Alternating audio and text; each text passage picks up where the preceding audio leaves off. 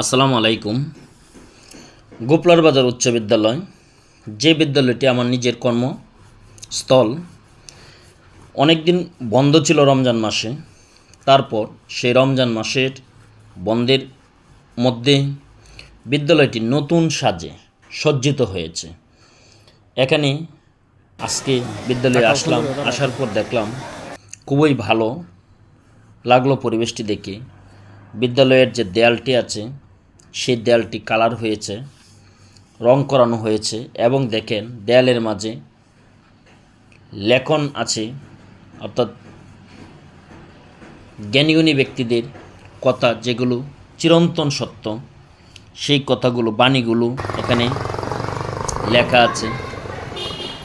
সম্পূর্ণ ওয়ালের মাঝে এভাবে লেখা আছে, দেখেন অনেক সুন্দর লাগছে। বিদ্যালয়ের কালারটি অনেক সুন্দর। বিদ্যালয়ে প্রায় 700-র মতো ছাত্রছাত্রী আছে।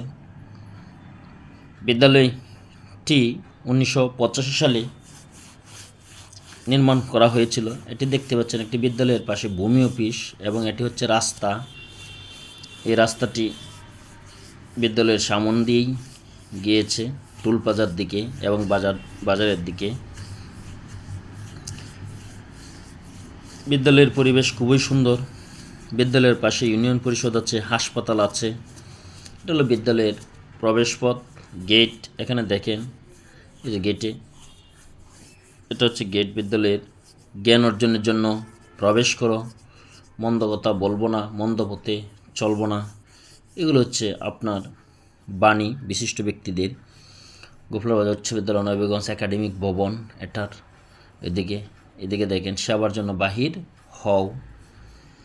এখানে লাইনের ধারা, অর্থাৎ লাইনে দাঁড়ানোর জন্য বলা হয়েছে। এখানে দেখেন নোটিশ বোর্ড দেওয়া আছে। এটা হচ্ছে একটা আমাদের ওয়াশ ব্লক, এখানে ওয়াশ ব্লক আছে। এটা হচ্ছে নতুনভাবে বিদ্যালয়টি 3তলা ভবন। এখানে দেখেন এর পাশে একটি গোফলা নদী বয়ে গিয়েছে। সেই নদীটি একসময় খরস্রোতা ছিল, কিন্তু এখন খালের বিবর্তনে হারিয়ে যাচ্ছে। এটি একটি আম গাছ। আমাদের পীর মুর্শিদ আব্দুল লতিফ ফুলতুলি রহমতুল্লাহের দৌহিত্র এই আম গাছটি রোপণ করেছিলেন 2 বছর আগে, সেখানে আম ধরেছে। এটা একটি নিম গাছ, বিদ্যালয়ের অফিসের সামনে একটি নিম গাছ। সেই নিম গাছটি আস্তে আস্তে বড় হচ্ছে। একটু ফুলের বাগান আছে। এখানে দেখাচ্ছে ছাত্রছাত্রীরা বিদ্যালয় থেকে বই সংগ্রহ করছে। এখানে একটি ফুলের গাছ আছে, দেখতে অনেক সুন্দর।